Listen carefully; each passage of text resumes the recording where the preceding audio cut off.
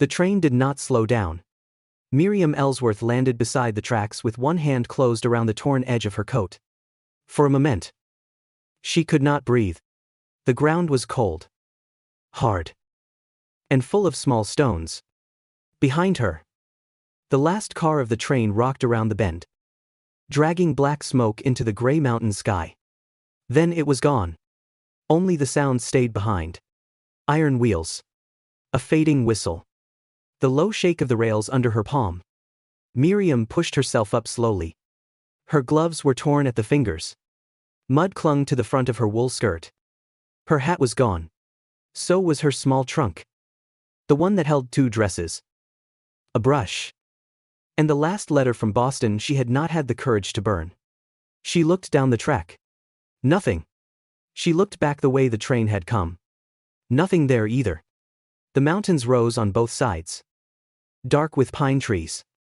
A river moved somewhere below the rocks. Loud but hidden. The wind came down hard through the pass and went straight through her coat. Miriam reached into her pocket. The ticket was still there. Or part of it. She pulled it out with shaking fingers. The paper had been torn near the corner. A round mark had been punched through the center. But not where it should have been. The name printed across the top was smudged from her wet glove. Miriam Ellsworth. At least, it had been. Now the last name was almost gone. She stared at it until the cold began to bite through her sleeves. Victor Sloan, the conductor, had not cared about names. He had looked at her ticket, looked at her empty hands, and asked where her fare receipt was. She had told him it was in her trunk. He had told her the trunk was not proof. Then he had taken the ticket, punched it, and handed it back like the matter was finished. No Fari. No record. No ride.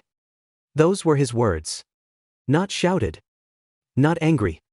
Just bored. As if leaving a woman in the mountains was no more serious than sweeping dust from a step. Miriam folded the ticket and slipped it back into her pocket. Her other hand found the small peppermint tin she had carried from Boston. It was dented now, but still closed. 3 pieces left. Maybe 4 if one had broken. She did not open it. Not yet. The light was going thin. The sun had dropped behind the ridge. And the air was changing fast. Boston cold had been damp and mean. But this was different. This cold had space around it. It came from the rocks. The trees. The sky. Even the iron rails. Miriam stood. Her left boot slipped on the loose stones. And she caught herself on a rail. The metal burned cold against her palm. She took one breath. Then another. There had to be a town. Trains did not run through nowhere forever. She started walking. At first, she tried to keep her back straight. She was still Miriam Ellsworth, daughter of a man who once owned 3 brick houses and a carriage with brass lamps. She had been taught to walk into rooms like she belonged there. But the track did not care who her father had been. After the first mile, her steps grew uneven.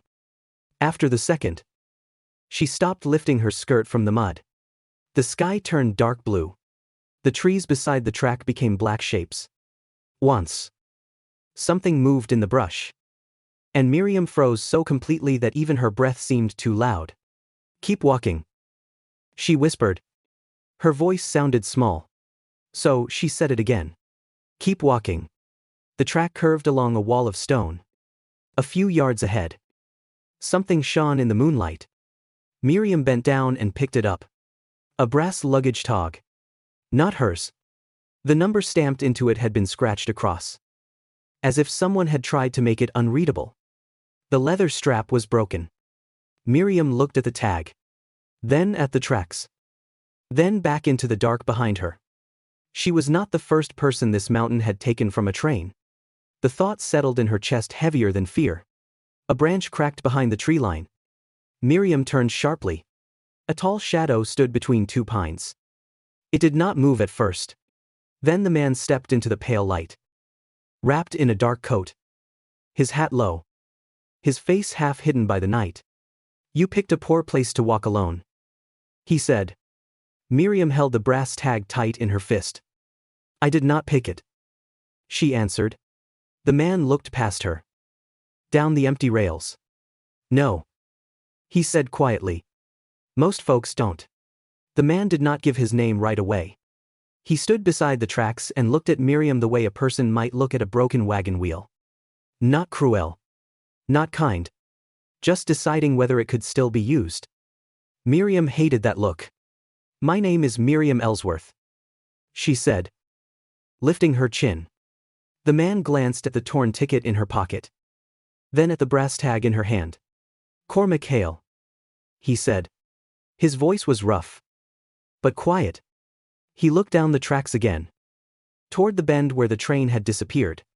You came off the evening freight. I was put off. There's a difference. Yes. Miriam said. There is. Cormac looked at her shoes. Thin city boots. Good leather once. But already dark with mud. Then he looked at the sky. Black Creek is 2 days west if the weather holds. And if it doesn't, you won't reach it. Miriam swallowed. She did not like how plainly he said it. No pity. No comfort. Just the fact. I suppose you have a better offer, she said. Cormac turned toward the tree line. I have a cabin up the ridge. Stove. Roof. Water if the bucket hasn't frozen solid. That sounds like charity. It isn't. There it was. Miriam tightened her hand around the brass tag. She had known a cost was coming. Men did not offer roofs in the dark for nothing. Not in Boston. Not in the mountains. What do you want? She asked. Work. The answer was so plain she almost missed it. Cormac shifted the pack on his shoulder. Winter is close. I keep a line of traps. I cut wood. I watch the pass. One pair of hands is not enough once the snow starts. You can keep the fire. Haul water. Mend what tears. And write weather marks when I'm gone. I am not a servant. No. He said. A servant gets wage. Miriam stared at him. Cormac did not smile. You asked the cost. That's the cost. The cold moved under her collar. She looked down the empty track. Somewhere far away. The train gave one last soft cry. Then fell silent. What if I say no? Then I point you west and you try for Black Creek. And you let me walk. Yes. The answer made her angrier than a threat would have. He meant it. He would let her choose. Even if the choice killed her. Very decent of you, she said. Decent has little use up here. He started toward the trees. Then stopped. I don't carry folks who can walk. I don't chase folks who run. I don't lock my door from the outside. You come because you choose to come. Miriam watched him. That should have made her feel safer. It did not. Choice was a hard thing when every road led into cold. She looked once more at the brass luggage tag. The scratched number bothered her. Someone had wanted it unreadable. Someone had failed. She put it into her pocket with the ticket. I'll come, she said. For tonight. Cormac gave one short nod. For tonight. Then. The climb was worse than the track. The trail was narrow and steep. Half hidden under old pine needles. Miriam slipped twice in the first 10 minutes. Cormac did not take her arm. He only stopped when she fell too far behind. Step where I step, he said. I am trying. Try slower. She wanted to say something sharp. But her breath was already thin. So, she followed. His boots found solid places she could barely see. He moved like the mountain had taught him where to put his weight. After what felt like hours, a small shape appeared between the trees. At first Miriam thought it was a shed. Then, she saw the chimney. The cabin was low and rough. Built from dark logs, with a sod roof pressed flat by old snow. No porch. No glass window. Just a heavy shutter and a door made from thick boards. Cormac unlocked it with an iron key. Inside. The cabin was one room. A black stove stood near the middle. A table leaned under a lantern. Shelves held tins. Folded cloth. And a few tools. A narrow bed sat against the wall. Everything smelled of smoke. Cold iron. Old wool. And pine. Cormac lit the lantern first. Then the stove. Shut the door, he said. Miriam did. The latch dropped with a heavy sound. For a moment, she stood there and wondered whether she had walked into safety or another kind of trouble. Cormac took a book from a shelf and opened it on the table. The cover was worn almost smooth. What is that? Miriam asked. Winter ledger. He dipped a pen into a small bottle of ink and wrote slowly. Miriam stepped closer despite herself. One woman found by the rail. Shelter given. Work owed. No claim made. She read the last words twice. No claim made. Cormac closed the book. You sleep by the stove, he said. I sleep by the door. Miriam looked at him. Why write that? So, tomorrow you don't have to take my word for tonight. For the first time since the train vanished. Miriam had no answer. Outside. The wind moved through the trees. Inside. The stove began to tick with heat. And on the table. Beside the winter ledger. Her torn ticket waited like a question no one had yet dared to ask. Morning came without color. Miriam woke to the sound of iron tapping iron. For one confused moment, she thought she was back on the train, hearing the wheels under the floor. Then she opened her eyes and saw the black stove, the low ceiling, and Cormac Hale standing by the table with a tin cup in his hand. You're alive, he said. Miriam pushed herself up from the blanket near the stove. Her back was stiff. Her feet ached inside her ruined boots. Her hair had come loose in knots around her face. That seems to disappoint you, she said. Cormac set the cup on the table. If you were dead, I'd have more quiet. She stared at him. Then, to her own surprise, she almost laughed. It was not a happy sound. It was dry and tired. But it was something. Cormac pushed the cup closer. Water. Drink before you stand. Miriam did not want to obey him. But her mouth was dry enough to hurt. So she drank. The water was cold and tasted faintly of iron. After that, he showed her the work. Not with long speeches. Cormac did not seem to believe in using two words where one would do. He pointed to the wood stack and showed her which pieces were dry enough for the stove. He showed her how to break the ice in the bucket without cracking the wood. He showed her the marks on the wall near the door. Each mark meant 1 day of winter supplies. Wood, he said. Touching one row. Food, he said. Touching another. Storm days, he said. Pointing to a third. Miriam looked at the lines. You count everything. Everything that can run out. That stayed with her. By noon, she had learned how to keep the stove low without letting it die. By afternoon, she had swept the packed dirt floor, folded spare cloth, and washed 2 tin plates in water, so cold her fingers went stiff. Cormac came and went without warning. Sometimes he left for an hour. Sometimes longer. Each time, before he stepped out, he opened the winter ledger. Time, he said. Miriam looked at him. What? Write the time. I thought this was your book. You can write. It was not a question. He handed her the pen. Miriam sat at the rough table. The pen felt strange in her hand. In Boston, she had written letters on fine paper. Here, the paper was thick, plain, and stained at the edges. She wrote. Morning clear. Wind from north. 1 train heard after sunrise. Cormac looked over her shoulder. Not just train, he said. How many whistles? Miriam frowned. 2. Write that. She did. 2 whistles. Short or long? 1 long. 1 short. Write that too. Miriam turned in the chair. Why does that matter? Cormac did not answer right away. He took the ledger and turned back several pages. The writing there was his. Heavy, uneven letters. Pressed deep into the paper. Miriam read 1 line. Freight slowed near East Bend. No lantern shone. Another line.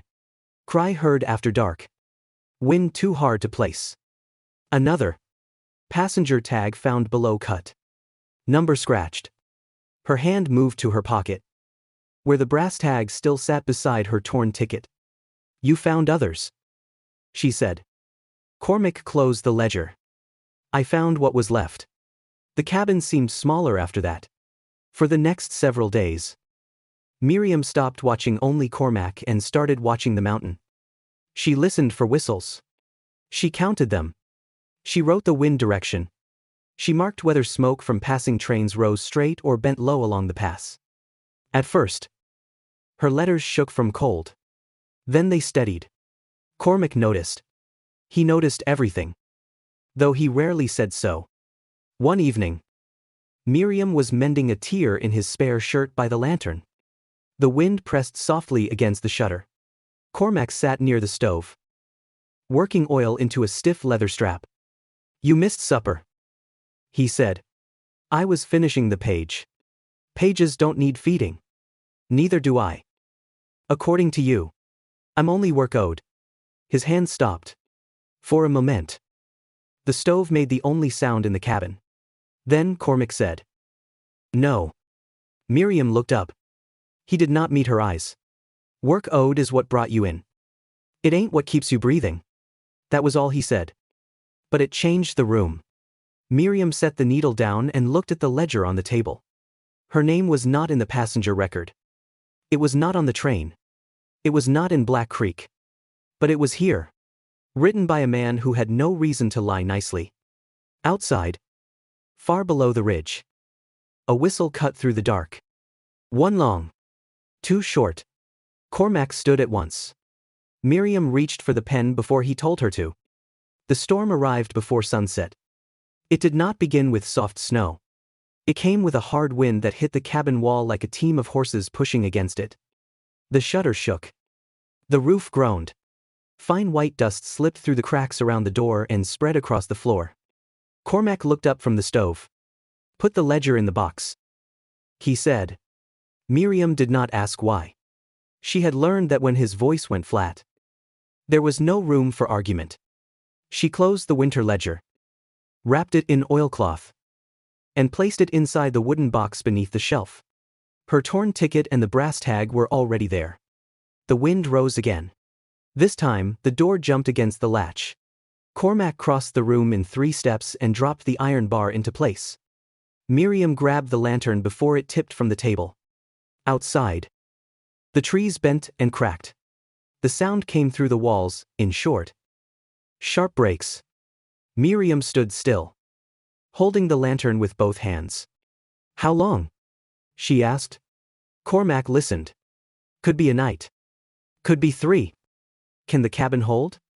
It has before. That was not an answer. No, he said. It wasn't. The stove needed feeding every hour. Cormac kept the fire low but steady. Miriam carried wood from the stack near the door, counting every piece before she put it beside the stove. The habit had become part of her now. Count the wood. Count the cups of water. Count the whistles. Count what could be lost. By midnight, the bucket had frozen at the rim. By morning, the door would not open. Cormac pulled at it once, then stopped. He did not waste strength proving what both of them already knew. Drift is against the outside, he said. Miriam looked at the shutter. Can we dig through the window? When the wind drops. And until then, we stay warm. That sounded simple. It was not. The cabin grew smaller with every hour. Smoke hung low near the beams. The floor stayed cold, no matter how bright the stove burned. Miriam's shoulder ached from carrying wood, and her hands shook when she tried to pour water into the kettle. Cormac noticed. You're cold. So are you? You're shaking more. I'm adjusting. He gave her a look. That lie might work in a parlor. Miriam sat down because standing suddenly felt harder than it should. She hated that he saw it. She hated that she could not hide anything in a room this small. Cormac took the cup from her hand and set it aside. Rest. I can still work. I didn't ask if you could. She looked up at him. ready to fight. But the words would not come. Her head felt heavy. Her body felt too warm and too cold at once. Cormac opened the small medicine box on the shelf. Inside were folded cloths, dried herbs, a needle packet, and a faded strip of blue ribbon. Miriam saw the ribbon before he closed his hand around it and pushed it aside. He mixed something dark in a tin cup and held it out. Drink. What is it? Willow bark. Bitter. That is not a full answer. It is the only one you need. She took the cup. It tasted awful. But she drank it anyway. For a long while after that. Time came in pieces. The stove door opening. Cormac's boots on the floor. The wind pressing hard against the cabin. Once. Miriam woke and found an extra coat over her blanket. Cormac sat near the door with his back against the wall. Eyes open. Listening to the storm. You should sleep. She said. I will. You always say that before you don't. His mouth moved a little. Not quite a smile. Miriam looked toward the medicine box. Who did the ribbon belong to? Cormac was quiet so long she thought he would not answer. My sister. The storm beat against the wall. She was on a winter train. He said. Company said she never boarded. My mother had her letter. I had the station man's word. None of it mattered. Miriam's throat tightened. So you started the ledger. I started listening. That was all he said. By the third morning, the storm stopped. The silence felt strange after so much noise. Cormac lifted the shutter and found solid snow packed against it. He took the small shovel and began cutting through from the inside. Miriam stood. Weak, but steady. And picked up the iron poker. He looked at her. You should sit. I can move snow away from your boots. This time. He did not argue. They worked slowly. Cormac broke the hard snow loose. Miriam pushed it aside. Cold light finally broke through the hole. Bright and clean. When Cormac climbed out and dug the door free from outside. Miriam waited with a ledger box in her arms, at last. The door opened. The world beyond the cabin had turned white and silent. Far below. Hidden somewhere beyond the trees. A train whistle sounded. One long. One short. Then nothing. Cormac stood still. Miriam held the box tighter. That was the same call. She said. Cormac looked down toward the valley. Yes. He said. And this time. We are not pretending we didn't hear it. By noon. Cormac had packed the ledger box in oilcloth and tied it inside his coat. Miriam watched him from the cabin door. The snow outside was deep. But the sky had cleared. Sunlight struck the white ground so hard it hurt to look at. The trees stood silent under heavy snow. Far below. The railroad line cut through the valley like a black scar. Cormac checked the strap on his pack. We go down. He said. To the tracks. To Black Creek. Miriam looked toward the low smoke in the distance. She had wanted a town since the night the train left her. Now that one waited at the foot of the mountain. Her stomach tightened. What if they do not believe us? She asked. Cormac looked at her. Then they don't. That is your plan. No. That is what might happen. He started down the trail. Miriam followed. The walk took most of the day. They moved slowly through snow and mud. Cutting across the ridge where the wind had cleared patches of ground. Cormac walked ahead. Breaking the harder crust with his boots. Miriam carried a small bundle and the peppermint tin in her pocket. She had not opened it yet. By late afternoon, Black Creek came into view. It was smaller than she expected. A depot. A salon. A general store. A telegraph office with one crooked pole outside. A few houses stood back from the main road. Their roofs still white from the storm. The town did not welcome them. It watched. A man sweeping the depot steps stopped when he saw Cormac. Two women near the store turned their heads. A dog barked once. Then backed under a wagon. Cormac kept walking until he reached the telegraph office. Inside. The room was warm from a small stove. A thin man with ink on his fingers sat behind the counter. He looked up. "Cormac Hale," he said. "Didn't expect to see you before thaw." "Edwin," Cormac said. Edwin Marr's eyes moved to Miriam. He took in her plain coat, rough boots, and tired face. Then he looked at the oilcloth box under Cormac's arm. "That ledger again. This time there is a witness." Miriam stepped forward. "My name is Miriam Ellsworth. I was on the eastbound Union Pacific train 3 weeks before the first heavy snow. Conductor was Victor Sloan." Edwin's face changed only a little. "What happened?" "He put me off near the East Bend." The telegraph office went quiet. Outside, a wagon creaked past the window. Edwin looked down at his desk. "That is a serious claim." "It is a serious thing," Miriam said. Cormac placed the torn ticket on the counter. Beside it, he set the brass luggage tag and the winter ledger. Edwin touched none of them. "Passenger record came through after that storm," he said carefully. "No Miriam Ellsworth listed."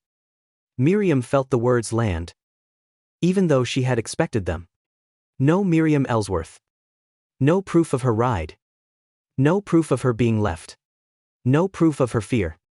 She reached for the ticket and turned it so Edwin could see the punch mark. "Then who punched this?" Edwin stared. Cormac opened the ledger to the page from the night he found her. "One woman found by the rail. Shelter given. Work owed. No claim made." Edwin read it once. Then again. Before he could speak, the office door opened. Otis Breen stepped in, stamping mud from his boots. He carried the smell of horse tobacco and road dust with him. "Well?" Otis said. "I heard Hale came down from his cave." Then he saw Miriam. His grin faded. "You, the woman from the ridge?" "I am." Otis looked at the ticket. Then the tag. Then the ledger. "That train line won't like this." "No," Cormac said. Otis gave a low whistle. "There's a stage leaving west tomorrow morning. Denver by next week, if the roads hold." He looked at Miriam. "You could go. Clean room. Hot meal. Proper town. Leave all this cold behind." For a moment, Miriam said nothing. That was the road she had dreamed of on the first night. A way back. A way out. A way to become someone clean again. Then she looked at the ledger. There were other marks in it. Other nights. Other sounds. Other names that had never been written because no one had known them. Miriam took the peppermint tin from her pocket and opened it at last. Inside were 3 broken white candies. She placed one on the counter beside the ticket.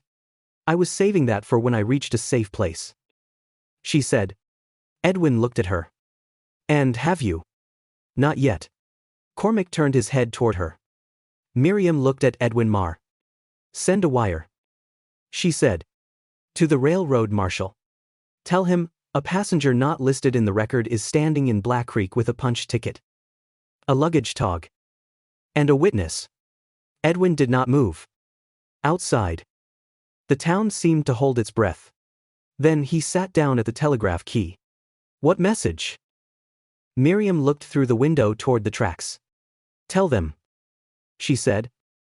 "Black Creek remembers what the railroad forgot." The answer came 2 days later. Not from the railroad office. From the marshal. His name was Hiram Locke. He rode into Black Creek on a tired bay horse with 2 papers in his coat pocket, and no smile on his face. He looked like a man who had heard too many clean lies from men in clean coats. By then, word had spread through town.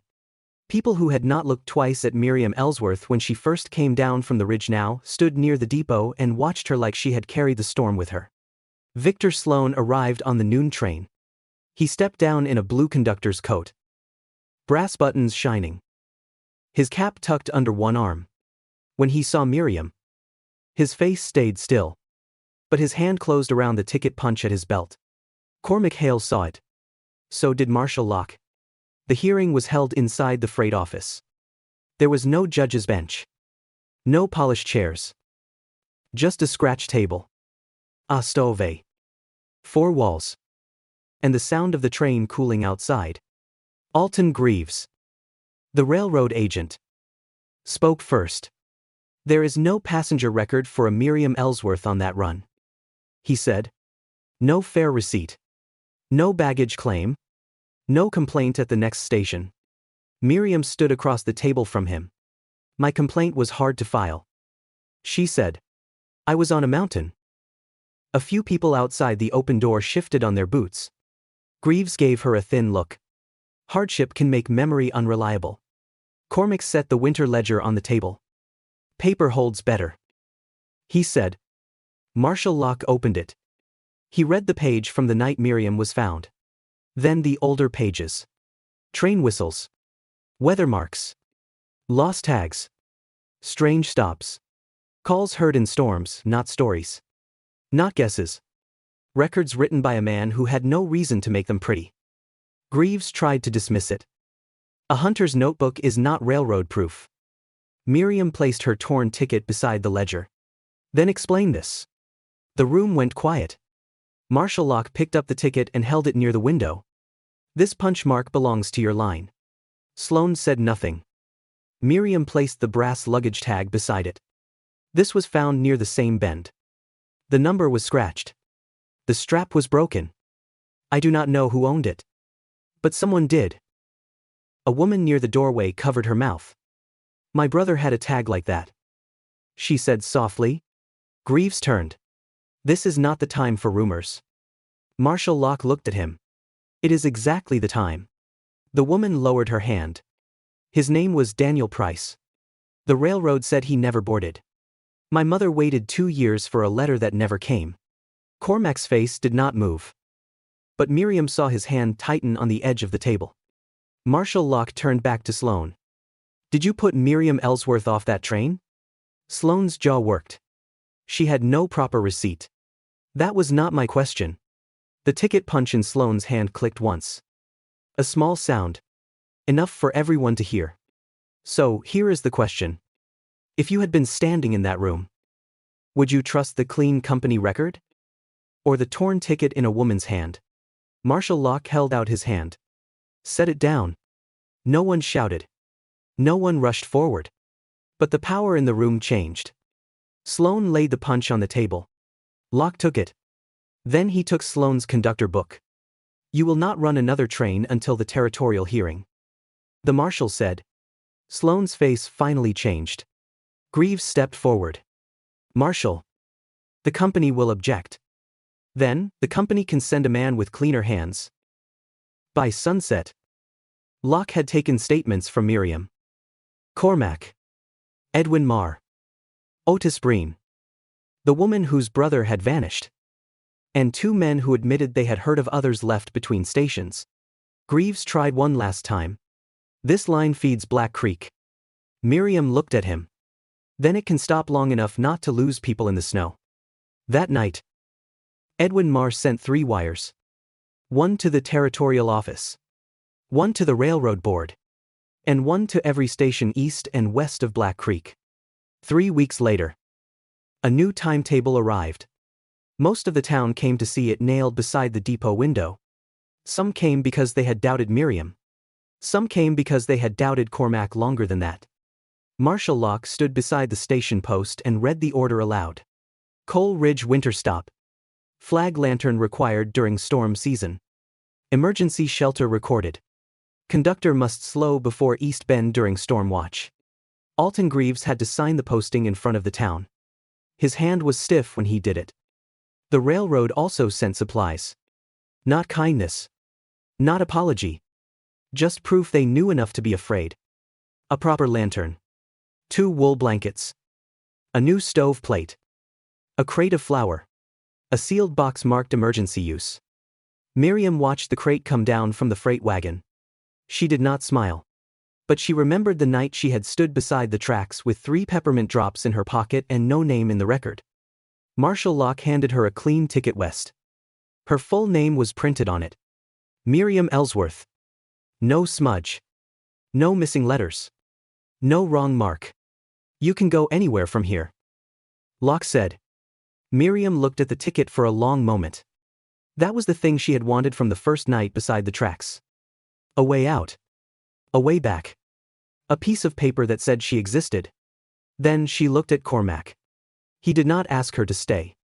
That mattered more than any speech. At dusk, she rode back up the ridge beside him. Snow had pulled away from the rocks. Water ran under the trees. The cabin looked smaller in spring. But the lantern outside the door made it seem less alone. Cormac nailed the new metal sign beside the frame. Coal Ridge Winter Stop. Miriam opened the winter ledger and turned to a clean page. Cormac stood beside her for a long while. Then he took the pen and wrote one name in slow, careful letters. Rose Hale. His sister finally had a place in the book. His hand stopped. Miriam understood. She took the pen and wrote beneath it, Daniel Price. Then another line. Unknown passengers. Unforgotten. Cormac read the words in silence. Below them, far in the valley, a train whistle sounded. This time, it slowed before the bend. Miriam added one final line to the ledger. Fire kept. Name restored. Stop open. Cormac hung the lantern outside. Not for her. Not for him. For the next person who might come out of the dark with no record and no road left. Miriam stood beside him as the light burned steady in the cold evening air. She had a ticket in her pocket. She had a name on paper. And for the first time in a long while, staying was not the same as being trapped. If this trail held you to the end, leave your thoughts for Dust Trail Stories. Some names are saved only because someone stops long enough to remember them. This is a fictional story created for entertainment.